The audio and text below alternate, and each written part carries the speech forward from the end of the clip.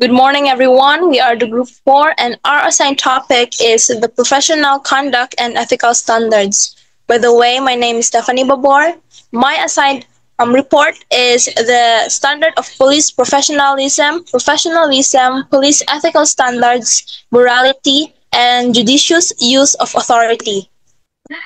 Good day, everyone. My name is Abigail Palomar, and my assigned topic is the police professional conduct.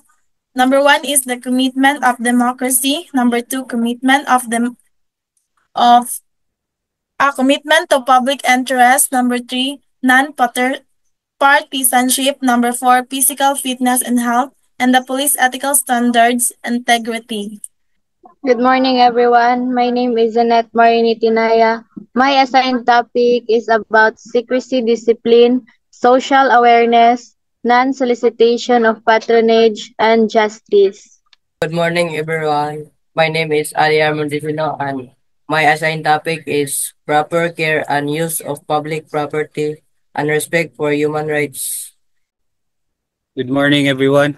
My name is Kingsley Cesar Ramirez, and my assigned topic is devotion to duty, conversation of natural resources, and discipline. Good morning, everyone. My name is Jade Buit. I'm going to report loyalty, obedience, responsibility, police ethical standards, perseverance. This is the learning outcomes of our report. Next slide, please. Standard of police professionalism. All members of the PNP shall perform their duties with excellence, competence, integrity, intelligence, and expertise in the application of specialized skills and technical knowledge. It means that police officers must be skilled, ethical, knowledgeable, and committed to high standards in serving and protecting the public. Professionalism refers to the conduct and qualities that characterize a particular profession. Professionalism in policing necessitates viewing the position of police officer as a profession rather than simply as a job. A profession is a calling that requires specialized knowledge and particular academic training. Professionalism means showing the conduct and qualities expected in a profession. In policing, it means seeing the role of a police officer as a profession that requires special knowledge, skills, and training, not just an ordinary job. It involves dedication, expertise, and ethical responsibility in serving the community. Good morning. My assigned topic is the police professional conduct. All members of the PNP shall observe the following professional police conduct. Number one is commitment of democracy. A uniformed PNP member shall commit themselves to the democratic way of life and values and maintain the principles of public accountability. Letter B, they shall at all times uphold the Constitution and be loyal to our country, people, and the police organization. The commitment of democracy meaning, as a police officer, we should be loyal to our country, to our institution, to our people, and we should respect them like in election. Next. Number two, commitment to public interest. A PNP member shall always uphold public interest over and above personal interests. Letter B, all government properties, resources, and powers of the respective offices must be employed and used effectively, honestly, and efficiently, particularly to avoid wastage of public funds and revenues. Meaning, you should not use your personal interest over public interest. Like Koan, we should work with good interest. Number three, non-partisanship. PNP members shall provide service to everyone without discrimination, regardless of party affiliation in accordance with existing laws and regulation. Meaning, we should help everyone and anyone without discrimination. like equal treatment, equal service to them. Like if kuan, even though they are not in the same parties, but we should be fair, fair to fair to give service to them. Okay, next. Next, the physical fitness and health. All PNP members shall strive to be physically fit and in good health at all times. Towards this end, they shall undergo regular exercise and annual medical examination in any PNP hospital or medical facility. Meaning, dapat all officers or police officer must be physically fit. Like, for example, if na mang robbery dira niya, if dili sila physically fit, they can kanang they can do this. They can't do their duty as a police officer if they are not in the good physical fit, and kanang sa ila pong good health dapat unsaon man nila pag himo sa ilang duty if kuan na sila sakit, so dapat good ilang body. Number 5, secrecy discipline.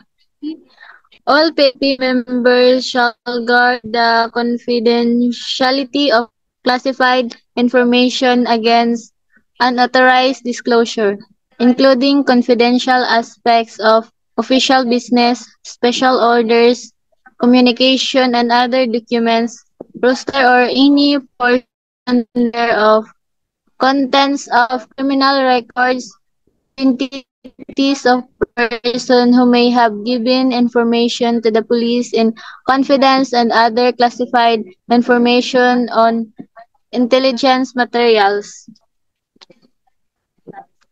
So this means that all members of NP are required to keep secret any information designated. So, letter A, official business. Members of the PNP shall treat official business confidential and shall not impart the same to anyone except those for, for whom it is intended, or as directed by their superior officer, or as required by law. So this means that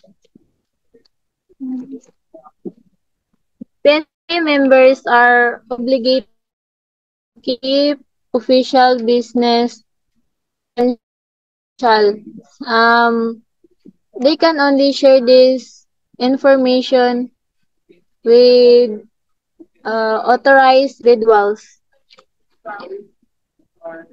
So, letter B.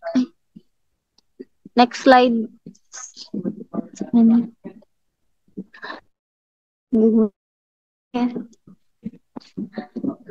Special order. PNP members shall not divulge to any unauthorized person any special order or classified document which they may be made accessible to, or may receive, or may pass their hands. So, the PNP members are prohibited from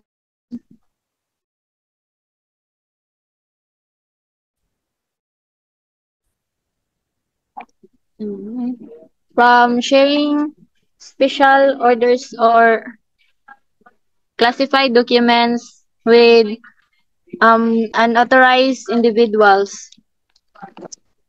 So, letter C. PNP members shall not divulge the roster or any portion thereof to any individual, firm or corporation, or similar entity. So, the PNP roster or any part of it cannot cannot be disclosed to any individual, company, or organization. This protects the safety and security of the personnel and prevents potential misuse of the information. ID. Criminal record. Contents of criminal record shall any person or upon approval of their superior officers or as required by law. So, the content of criminal records can only be revealed to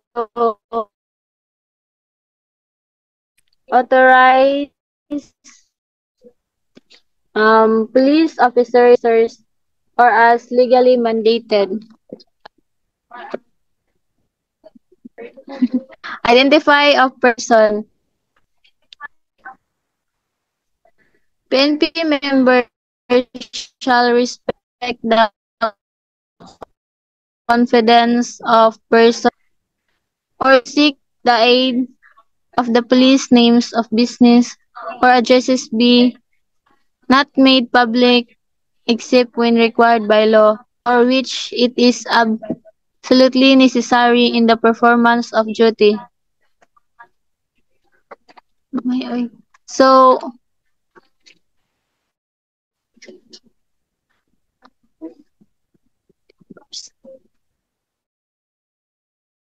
the PNP, we all must respect the confidence of the person.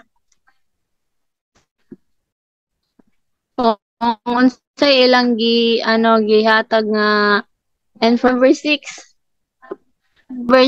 immediate and civic activities to enhance image.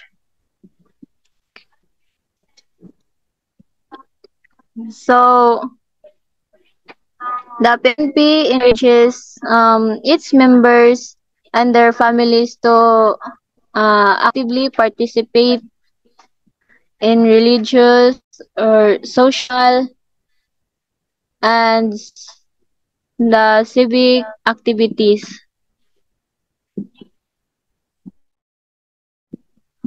Number 7.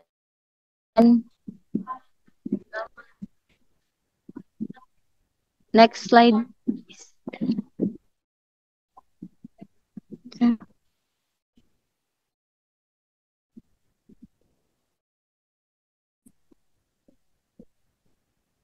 Non-solicitation of patronage.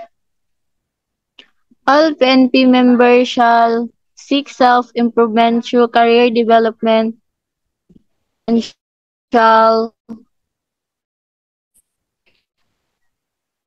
A. Not directly influence or recommendation from politicians, high-ranking government officials, and prominent citizens, persons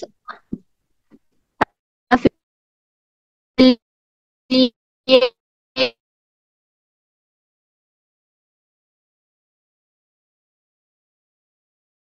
civic or religious organizations with regard to their alignment promotion. The PNP members cannot directly or indirectly ask for favors from politicians, high-ranking officials, prominent citizens, or individuals affiliated with civic or religious, nor shall they initiate any petition to be prepared and presented by citizens in their behalf. So they cannot start petitions for themselves to be presented to higher ups by citizens.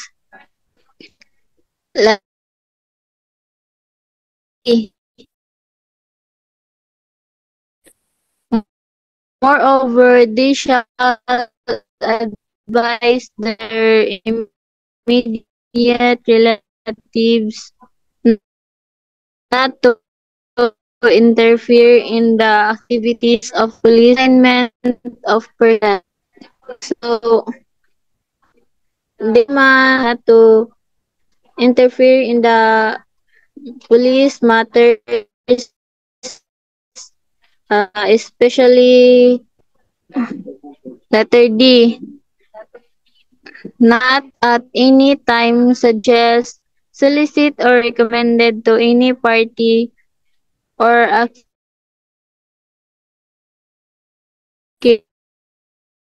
the employment of any particular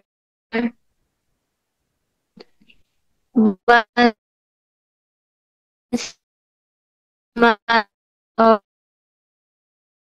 counsel he or involved in pending cases.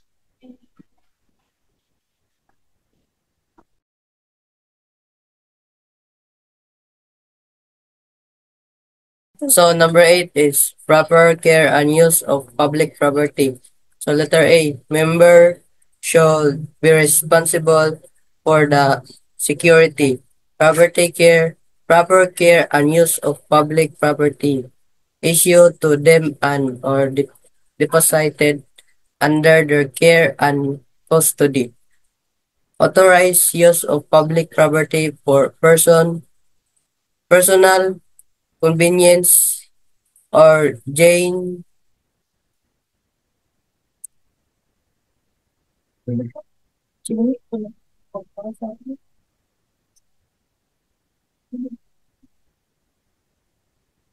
of their gain and that of their families, friend or relative and strictly prohibit. So, PNP member we need silang managot para sa seguridad and properly care for public property, personal use or benefit. Such property is strictly prohibit.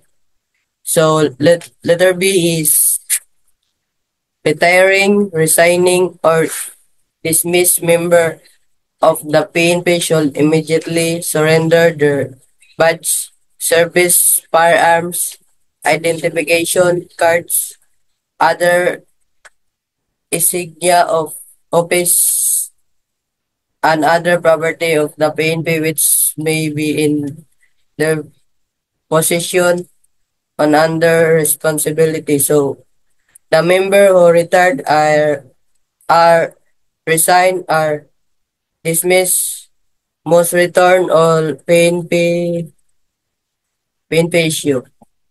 So C, the recovered property used in the commission of crime or illegal to be so property legally sizes found or surrender and those found on the person of a prisoner shall be properly tagged and immediately delivered to a proper custodian of this disposition. So any recovery, especially from crime or prisoners, must be tagged and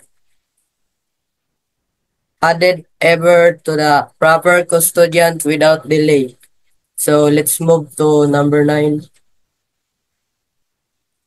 Number 9 is respect for human rights. A. In an performance of their duty, PNP members shall respect human dignity and uphold human rights of all persons. So, the PNP member must uphold human dignity and the right of all individuals. So, B. He shall not inflict, investigate, or tolerate extrajudicial killing, arbitrary arrest, any act of torture, or other cruel, inhuman, or degrading punishment. So they are prohibited from engaging in or arrest, torture, or any inhuman treatment. So C.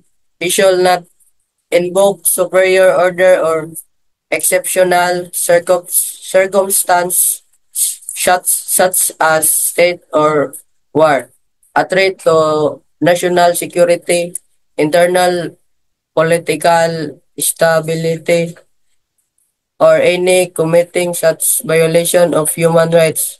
So they cannot use superior order or special circumstance like war or national security to justify human rights violators.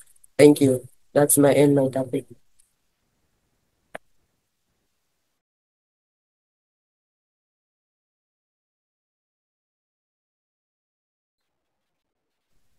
I am the next reporter. Number 10. Number 10. Devotion to duty. Letter A. All PNP members shall perform their duties with devotion and manifest concern for public welfare. A means that the PNP officer should be dedicated to their job and to protect and serve the citizens. And the next one is he shall refrain from engaging in any activity which shall be in conflict uh, conflict with their duties as public servants. Means that as a public servant you should do anything or any actions that gets in the way of your job as a PNP. You have to stay fair and honest.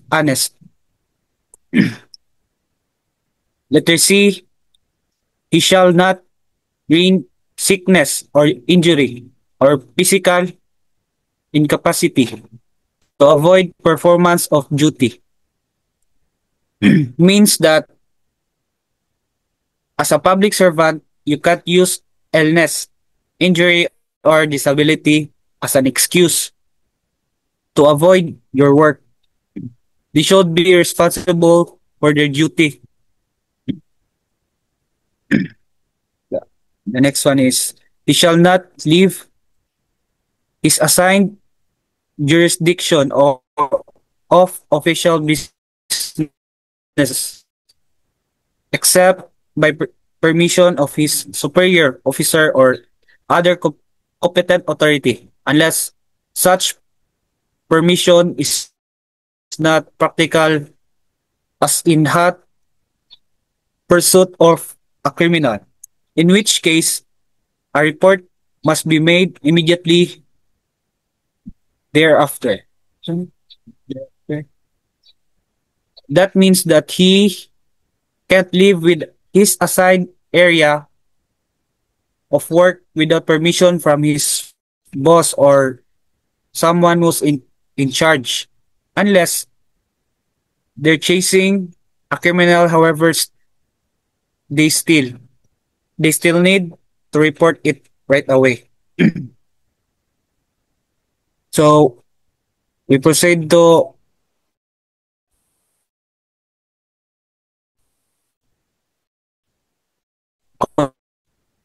number 11. Policemen shall help in the development and conservation of our natural resources for ecological balance and posterity, as these are inalienable heritage of our people. So this means that the officers should help and promote the environment and natural resources for the benefit of all people. Last report is next one is discipline. They shall conduct themselves at all times in keeping with the rules and regulations of the Philippines. So, the officers must always follow the laws and regulations of the Philippines. Thank you. The next reporter is Loyalty. Above all, policemen must be loyal to the Constitution and to the police service as manifested by their loyalty to their superiors, peers, and subordinates as well. Loyalty Loyalty means being faithful of the principle of justice, the law, and your fellow officers while upholding ethical conduct. It involves commitment to the mission of upholding the law of protecting the public even the facing difficult choice. Obedience the superior. A policeman of low ranks must be always courteous and obedient to their superior and other appropriate authorities within the chain of command. B. No member shall use abusive, insulting, or indecent language to another member. So, the chain of command is we need to follow from lower to higher. And obedience refers obedience refers to adherence to lawful orders from superiors.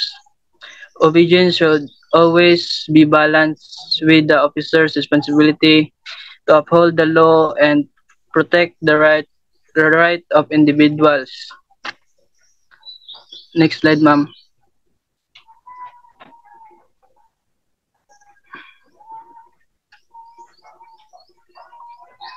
Command responsibility. In accordance with the doctrine of command responsibility, immediate commander shall be responsible to the effective supervision, control, and direction of their personnel. B. He shall see to it that all government resources with laws and regulation are safeguarded against losses through illegal and improper disposition.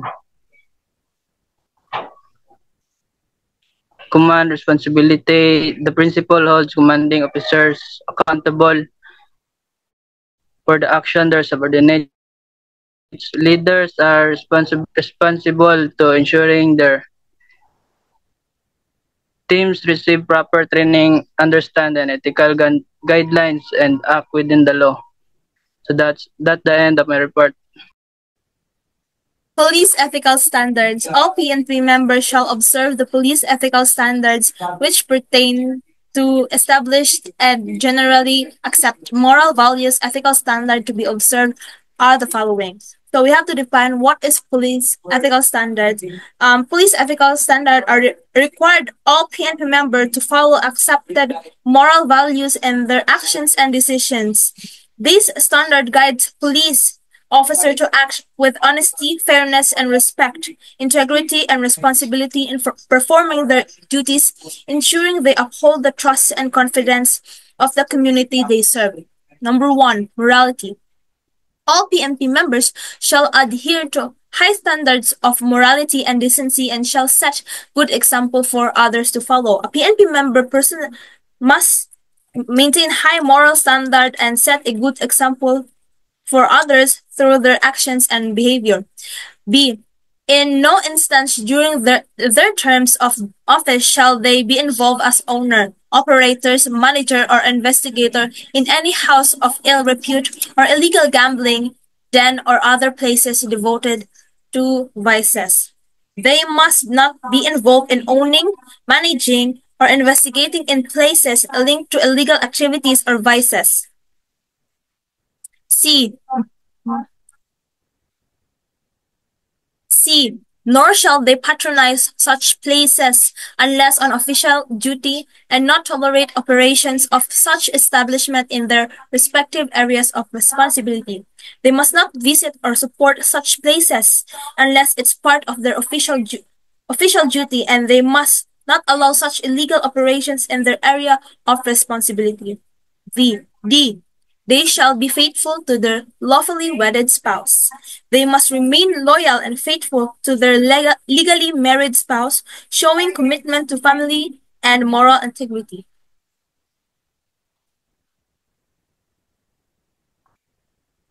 Number two, judicious use of authority. All PNP members shall exercise proper legitimate use of authority and the performance of duty.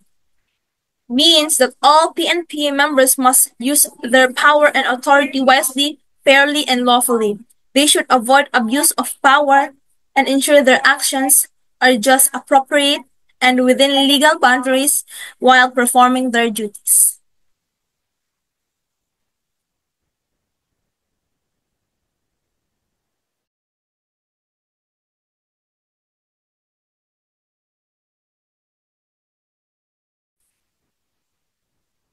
So number three, the integrity.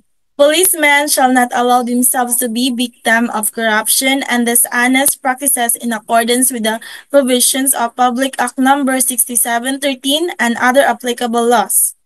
It means the integrity as in police ethical standard refers to unwavering commitment of law enforcement officers to uphold honesty, fairness, and moral principles in their duties. It means acting in accordance with the law, being transparent in decision making, and resisting corruption or unethical behavior. Integrity ensures that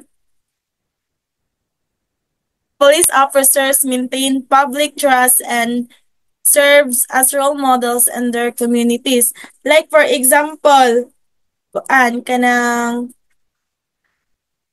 naay gidakop nga like powerful kaayo siya, then you refuse the money nga ilang ihatag nimo para dili sila madak-an, para dili gud sila ma priso jud or magamay ilang para mogamay ilahang kaso ing ana muna example sa integrity.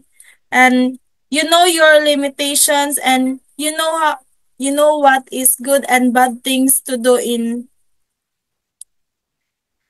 their profession. Tama.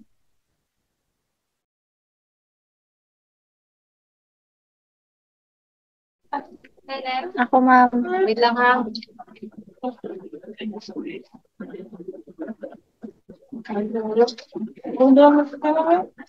Dili na, ang dili sa. Dili, di ko dili. Pera ko diri. Sir ka? Last na ni.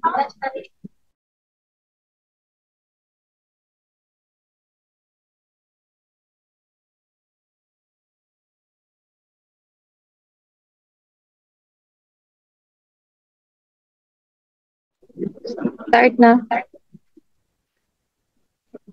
Number 4, justice. All PNP members shall strive constantly to respect their rights as human beings, parents, children, citizens, workers, leaders, or or in other capacities, and to see to it that others do likewise. This section emphasizes that the police officers must uphold uphold the rights of all individuals, regardless of their rules or status in society, and actively ensure that others also respect these rights.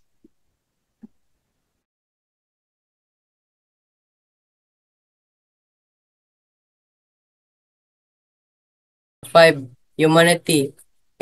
All PNP members should recognize the fact that they are public servants and not the master of the people, and toward this end they should perform their duties without arrogance. So means the all PNP member kinahanglan to recognize in they are public servants and not to be a master of the people, and they should kinalan mo uh to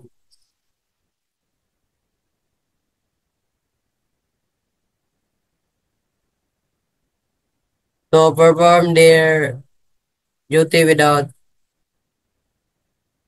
arrogance. So B, they should also recognize their own inadequacies, inabilities, and limitation as individuals, and perform their duties without attracting attention or expecting the up, appeals of other. So means kina kinahanglan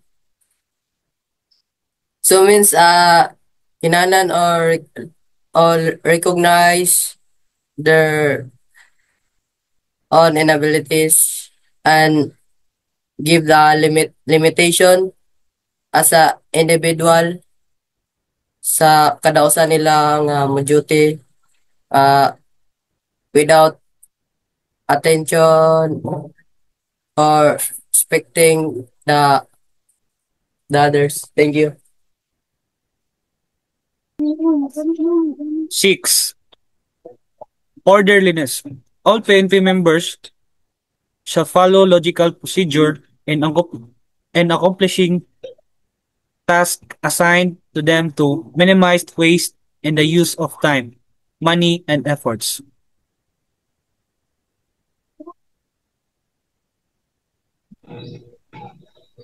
Perseverance. Once a decision is made, all PNP members shall take legitimate means to achieve the goal, even if in the face of internal or external difficulties, and despite of anything which might weaken the resolve in the course of time. So, perseverance means tenacious pursuing justice and upholding the law, even in the face of setbacks, obstacles, or difficult cases. It requires the dedication, resilience, and commitment to seeing investigation through to their conclusion regardless of the challenges involved.